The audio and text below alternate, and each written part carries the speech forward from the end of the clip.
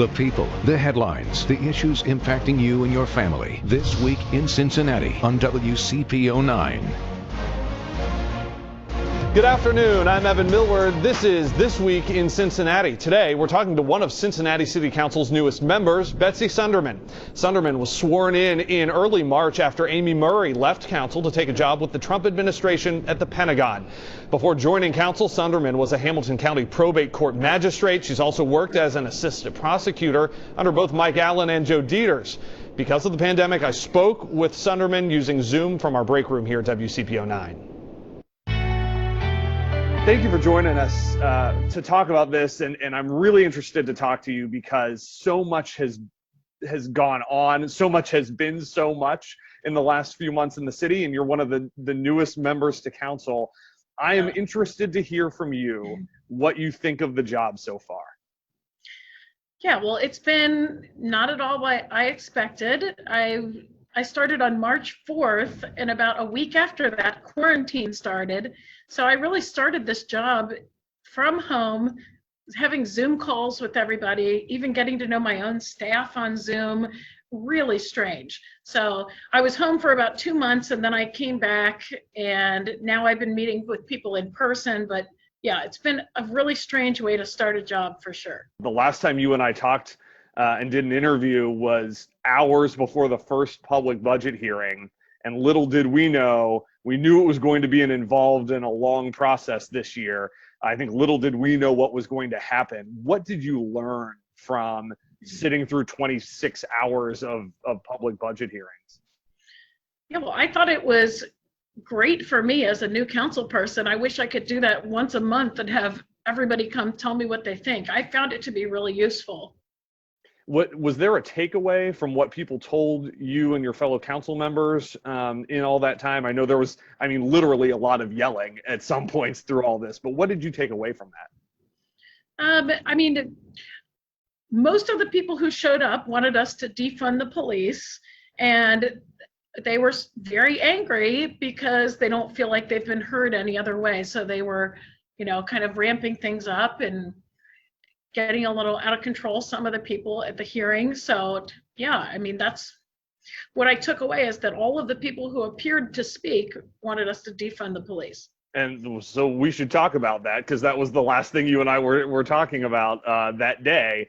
And we were talking about the collaborative agreement and the refresh. We see that council did not defund the police. Yes. But what changes were made, and is there room for more change? Is there room for more improvement? So yeah, of course. Any police department can be improved.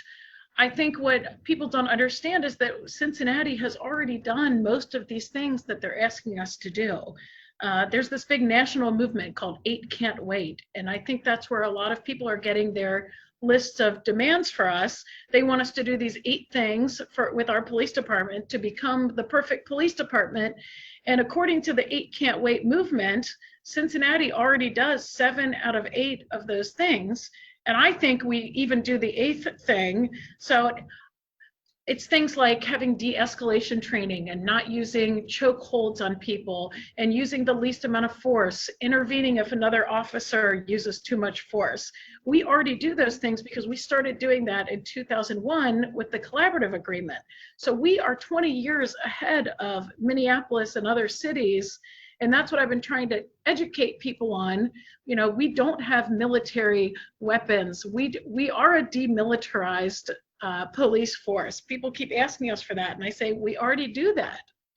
Yeah, I think a lot of the people we heard during the protests that came in the aftermath of George Floyd's death were concerned about the optics of the riot gear and that sort of show of strength that came out of that. But one of the things that came out in council in all of the aftermath there too was the Citizens Complaint Authority and how it had lost a lot of its teeth and funding over the years. As a new council member, and look, you've worked in the prosecutor's office, you're a magistrate. How do we prevent this from sort of falling by the wayside again? The Citizens Complaint Authority has still been going strong. I think they were just getting a backlog of cases because they didn't have enough staff members. So yes, that needs to be fully funded. It's even a law that it has to be fully funded. So there's no excuse for not being funded all these years.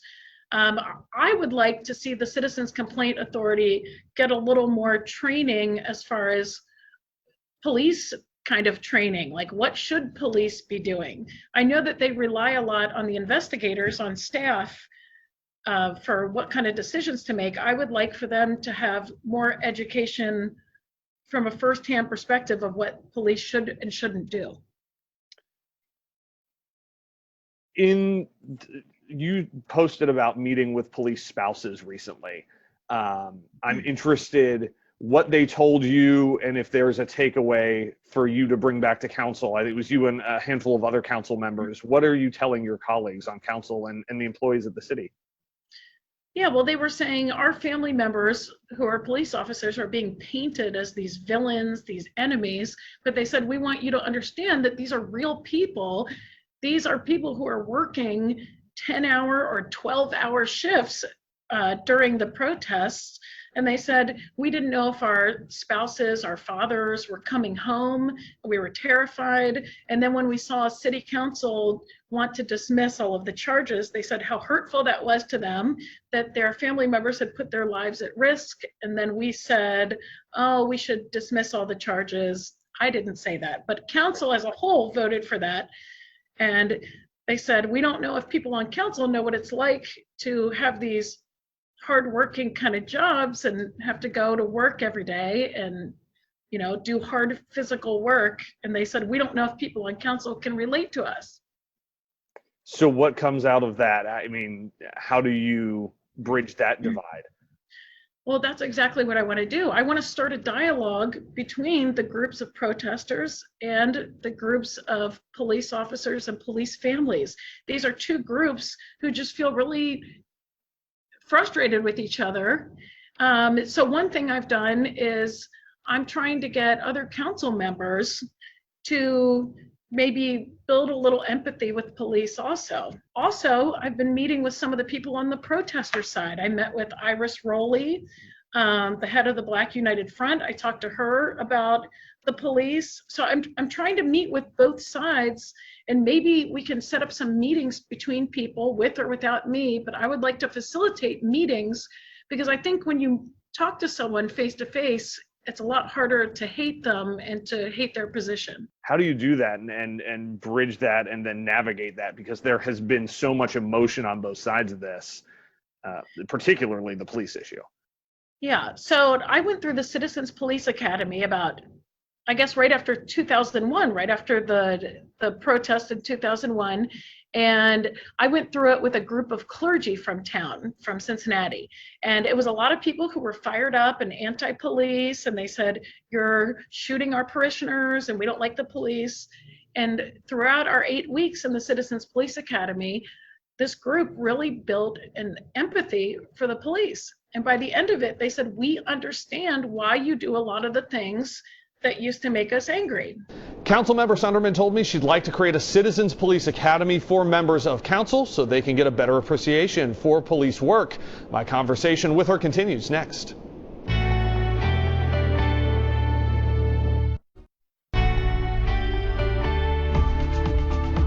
Welcome back to This Week in Cincinnati. I'm Evan Millward. During my conversation with Cincinnati Councilmember Betsy Sundermann recently, we talked about the other new member of council, Jan Michelle Lemon-Kearney. Despite being from different parties, we talked about the things that have helped them cross the aisle. And Jan Michelle and I are both lawyers, and we both have the same thought process as far as we have our positions, we have firm positions on things, but we want to understand the other side's position. And I am respectful of the fact that she puts a lot of thought into her positions, and she's respectful of me. And we respectfully disagree with each other on almost every issue. But I think it's good for us to sit down and talk about things. It gives me a good perspective. It gives her a good perspective. And also, we're the only two women, so we feel a little bit of girl power, and we want to restart the Young Women in Government program. We also want to do a women's business entrepreneurial symposium. So we want to do a few women-oriented things. And she's a reasonable person to work with. Council's on a break right now, back for a couple of days, and then a break until the beginning of September. Obviously, the budget was such a huge hurdle that you had to get through before break. But what should priority number one be when you guys return full-time in September? Well, there's a whole trend right now in Ohio and nationally that corrupt government officials are being caught. So I would like to help renew people's faith in government. I would like to promote the issue of honest, fair government. That's ridiculous that we even have to promote that. I would like to promote agreeing to disagree and talking to other people about their positions. I think we don't have that as a country anymore. I also want to work on the dialogue between police and non-police. As far as coronavirus and businesses, I want to help small businesses and large businesses reopen. I want to make sure there's not too much law at the city level so that when Governor DeWine reopens things at a state level, we won't have more layers of law keeping businesses from reopening. Are you hearing concerns still from them about, at this point, there is certain levels mostly reopened from the state level, but now it's almost a public perception issue in terms of like bars and restaurants, particularly of people who aren't ready to go out there and they're not seeing the volume. What concerns are you hearing on that front from the small businesses here? Yeah, I mean, they're dying financially. It's terrible. I know people are scared to go out and eat, but if we don't go out and eat at our restaurants, we won't have any more restaurants once they fully reopen. We're tight on time, so I want to end with what has surprised you the most since you stepped into this role on Cincinnati City Council? I mean, being in quarantine and working from home for my first 2 months was definitely a huge surprise. Being able to create my own schedule has been a surprise. Every other job I've had was very scheduled, and this one you can do as much or as little as you want. So I'm trying to work full time right now during our recess to try to catch up on all the things that I need to learn. Yeah. Sort of the enormity and the fluidity of it all sounds like the surprise. Yeah, I mean, and my background as a prosecutor and in court for so long has been really beneficial. Right. Working with the police through all of this. I've been going to all the roll calls. They have 3 different shifts of roll calls every day at all the police districts. So I think there are 18 altogether, and I've been to at least half of them, if not more than that. So I'm trying to make the rounds so I can talk to all the police. And any other group that's open, I'm happy to go talk with them too. Excellent. Councilmember Betsy Sundermann, thank you so much for joining us here for This Week in Cincinnati. We appreciate you. Thank you so much. This Week in Cincinnati, we'll be right back.